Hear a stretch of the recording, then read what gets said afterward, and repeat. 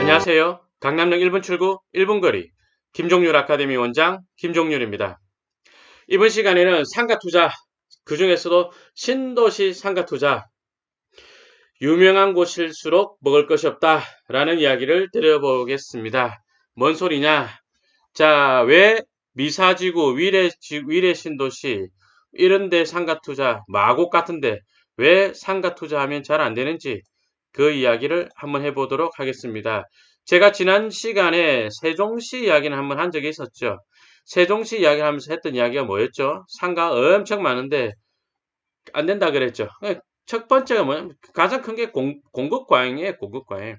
신도시가 특히 이제 아파트가 인기를 얻기 시작하면서 갈수록 아파트 인기 있는 데다 그럼 상가 더 많아요.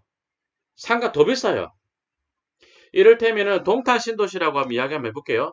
동탄 신도시다. 그러면 동탄 신도시에 있는 아파트 주민들 세대수가 어느 정도 된다면 그 사람들이 갖고 있는 구매력은 한정적으로 있겠죠. 자, 그런데 동탄 신도시와 미사지구, 위례 신도시 이런 데랑 비교하자면 위례나 미사가 아파트는 더 비싸겠죠. 자, 그런데 위례나 미사의 아파트 가격 올라가는 것만큼 비례하게 구매력이 커지는 건 아니거든요. 그런데 미사나 동탄 비교를 하자면, 자, 동탄이 상업용지 비율이 4.67%였어요. 이마트를 빼고 이야기하면 요 정도 되는데, 5.8, 요 4점, 요건데, 미사지구 같은 경우에 7이에요, 7. 6.87 이래 돼 있죠. 이게 이제 LH 청약센터에 토지 분양 정보 들어가거나 국토교통부의 알림마당 뭐 여기로 들어가서 제가 받은 자료입니다. 1위 공급을 많이 하니, 자, 위례, 동탄도 상가가 많아가지고 장사가 잘 안 된다. 그거는 이야기를 했었는데, 미사 더 많고, 위례 더 많아요. 이거 환장하는 거예요, 이제. 그죠? 미사지구도 많고, 위례도 많고, 6.8 뭐 이래 돼 있네요. 자, 그러니, 이게 되겠냐, 이거죠. 상가 공급이 너무 많아요. 지금 요게 보면은, 요게 마곡이거든요. 마곡의 토지 이용객도를 보면은, 여기 보면은, 밑에 있구나. 총 면적이 어떻게 읽는 거야? 366만 5천 어쩌고저쩌고 제곱미터인데 상업용지 비율이 10%가 넘죠. 되겠냐고요, 이게. 거기다가 어떤 다른 점이 있느냐? 여기는 산업시설용지, 다시 이야기해 볼까요? 직장인들이 많이 있는 동네인데, 그러면 그 직장인들 중에서도 아파트용 공장처럼 밀도 있게 지은 것들도 있겠지만 아닌 것들도 되게 많죠. 그죠? 그러니 자, 요 면적만 크고 또 밀도 있는 유효수가 아닐 수도 있거든요. 자, 그런데 한번 다시 이야기해 보죠. 마곡 같은데 어떻습니까? 기업이 이거 들어오고 저거 들어오고 저거 들어오고 요거 들어오고 한다 그러니까 아파트가 되게 인기가 있었죠. 아파트가 인기 있으니까 상업용지도 덩달아 인기를 많이 끌었죠. 그러니 자, 이런 동네, 그러면 상가 용지 비율을 좀 높여서 공급하더라도, 요, 사업 시행자 SH공사 있죠, 그죠?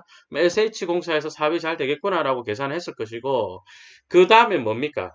그 다음에 상가 시행하려고 하는, 우리가 알고 있는 땡땡 프라자, 요런 상가 시행하려고 하는 사람들도 이런 부지에 대해서 굉장히 관심을 가졌죠. 그래서 용지를 비싸게 공급하고 낙찰을 받기를 비싸게 낙찰받았죠. LH 홈페이지 들어가보면 이런 게 있어요. 이제 여기 토지 공고, 토지 분양 임대 공고문 해가지고 들어가면 신도시에 이제 토지 공급하는 거 있는데 부산 명지 상업 및 업무시설 용지 수의계약 공고. 그러니까 요거는 어, 경매로 그 뭐지 수의계약이니까 이제 이게 공급 공고를 했는데 신청한 사람이 나오지 않았나 봅니다. 그러다 보니까 이제 수의계약으로 하게 된 것 같습니다. 어쨌든 요런 데 들어가서 보더라도 신도시가 아파트로 인기 있는 지역이면 구분이 없어요. 아파트로 인기만 있어버리면 상가 용지까지 인기가 있어가지고 가격이 되게 비싸져 버리는데 이제 그러는 과정에서 문제가 생긴 게 뭐냐면 상가 용지가 실질 가치보다 높게 공급이 되고 땅이 실질 가치보다 높게 공급이 되니 상가도 비싸게 팔리게 되겠죠. 그러니 공급 과잉인 상태에서 가격까지 비싼 상가가 엄청 많이 공급이 되고 거기서 문제가 생기는 거죠. 세종시, 마곡, 미사, 그 다음 또 어디? 위례 다 그랬죠. 별내 같은 데도 한번 볼까요? 제가 별내를 지구 단위 계획 보시면 남양주 별내 지구 택지개발 사업 지구 단위 계획 뭐 어쩌고저쩌고 돼 있는데 여기도 쭉 내려서 읽어보니까 자 보세요. 일반 상업 지역이 5.1%돼 있죠. 구성비가 일반 상업지역 5.1%면 많지 않은 거 아닌가요? 아예 이 경우는 좀 다릅니다. 준주거 지역을 하고 11.6%가 있죠. 용도 지역을 준주거로 한 다음에 이게 실제로 사용을 주거용지로 하는 거, 저기 준주거가 주거용지가 아니라 상업용지로 쓰는 거죠.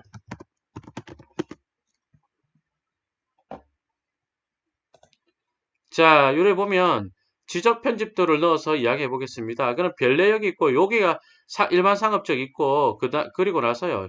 요 뒤로 근생용지들이 있는데 요런 근생용지 요게 아마 근생용지일 거예요. 요런 것들 용도 지역을 준주거 지역으로 준 거죠. 요런 거 준주거 지역으로 주고 용도 지역은 준주거로 해놨는데 지구 단위 계획에서 또는 지구 단위 계획이라 말이 좀 어려우면 그냥 개발 계획에서 저런 이거 못 찾겠네. 요런 것도 준주거 용지란 말이에요. 요렇게 해놓고 실제로는 건축 허가를 근생만 가능하게끔 그러니까 요 볼게요. 제가 아는 데는 요쪽 가본 데는 요쪽이라서 요걸로 한번 갖다 꽂아 로드뷰 보도록 하겠습니다. 자, 준주거 지역인데 어떻습니까? 땡땡 프라자만 지어놨죠. 그죠? 그러니까 지구 단위 계획에서 사실상의 상가를 지을 용도로 공급을 한 거죠. 개발 계획에서 그렇게 해놨습니다. 그래 어찌 됩니까? 미사도 상가 공급이 만만치가 않죠. 여기 5.1하고 11 합하면 16%가 넘어가는 것 같습니다. 그럼 미사도 위례 뭐지? 별내구죠. 별내도 전체적으로 상가 공급이 많은 지역일 수 있어요. 그러면 이제 상가 투자는 어디를 해야 되느냐? 별내는 하면 안 되느냐? 그 말은 아닙니다. 이제 수강생 중에도 별내에 상가 낙찰받아서 꾸준히 좋은 수익 내고 있는 분이 계십니다. 자, 그 안에서 좋은 자리 찾는 거는 찾는 거고, 자, 그러나 저는 지금은 그런 디테일한 이야기가 아니라 전반적인 이야기를 하고자 하는 겁니다. 공급이 너무 많습니다. 유명한 상권일수록, 유명한 신도시일수록 공급이 많고, 국토부에서 신규 공공택지 상가 공급, 과잉 공급을 막는다라고 뉴스가 있었죠. 2019년 8월 뉴스인데 이거 굉장히 좋은 뉴스인 것 같습니다. 정말 바람직한 뉴스인 것 같습니다. 여기 좀 공교롭게도 위례인데 위례에 상가 어떤 거 살까요? 트램이 지나가는데요. 라고 했을 때 제가 상가가 많아서 안 됩니다. 라고 이야기했고 위례가 요런 동네가 준주거 지역이거든요. 위례가 상가 공급 비율이 적다라고 이야기를 하는 사람도 있었습니다. 왜냐하면 요 빨간색만 상업용지고 여기 요런 거 나머지는 다 주거지역 또는 준주거지역 또는 지원시설 용지다라고 했거든요. 근데 뭔 소리냐? 이거 다 용도지역 준주거 주고 나서 다 상가 지을 건데 아니면 주상복합 지을 건데 그럼 상가 많다. 안 된다 그랬거든요. 트램 지나가는데 안 된다. 라는 말을 제가 2014년에 했습니다. 무려 5년 전의 이야기군요. 자, 그런데 어쨌든 요 내용을 읽어보면은 이제 그 상가 용지는 시장 상황에 따라서 순차적으로 공급을 하고 그리고 뭐 이제 어디더라? 예, 입체적으로 배분해서 적정량의 상가가 공급될 수 있도록 기준을 마련해 보겠다라는 뉴스가 있죠. 지금이라도 이런 뉴스가 나온 것은 다행이라고 생각합니다. 자, 이제 지금까지 했던 이야기를 종합해서 결론을 한번 내어볼까요? 신도시 상가는 어디 거 투자하면 좋을 것 같아요? 강의 때도 굉장히 많이 하는 이야기인데 상권을 따지지 말고 입지를 따지십시오라고 말씀을 많이 드렸고 지역을 따지지 마십시오라는 말도 굉장히 많이 했습니다. 그러니까 위례 신도시라든지 마곡이라든지 미사라든지 그런데 상가 세입자가 주는 월세만 우리나라 돈이고 뭐 처음 들어보는 그런 신도시에서 주는 세입자는 뭐 북한 돈이냐 중국 돈이냐 아니잖아요. 그죠? 자, 그래서 신도시 상가 투자하고 싶으면요. 그냥 이름 없는 데 가서 해보시면 훨씬 더 그 걔가 승률이 높습니다. 그건 제가 장담할 수 있습니다. 그 동탄 신도시 상가 분양할 때도 그랬습니다. 동탄 신도시 상가 분양하는 그 즈음에 봉담 택지개발지구도 분양했었거든요. 봉담이 장사하기 훨씬 좋았습니다. 봉담이 초기부터 상권이 훨씬 좋았어요. 동탄보다 훨씬 좋았습니다. 웬만한 그 봉담이 분양가 대비로 봤을 때는 임대 수익이 동탄보다 더 좋았어요. 초기도 그랬습니다. 자, 그런 것들이 좋은 예가 되어서 여러분들이 앞으로 신도시 상가 투자할 때 너무 유명한데 찾지 마시고요. 여러분이 주거지로는 인기가 없지만 이런데 상가 공급 비율이 좀 낮은데 그런 데를 찾아서 해보시길 바라겠습니다. 00년한 방송이기 때문에 어떤 특정 지역을 찍어서 여기가 좋다. 그런 말은 오해를 살 수 있기 때문에 하지 않겠습니다. 원리만 알려드리도록 하겠습니다. 자, 방송 여기까지 하고요. 다음에 또 좋은 영상으로 찾아뵙겠습니다.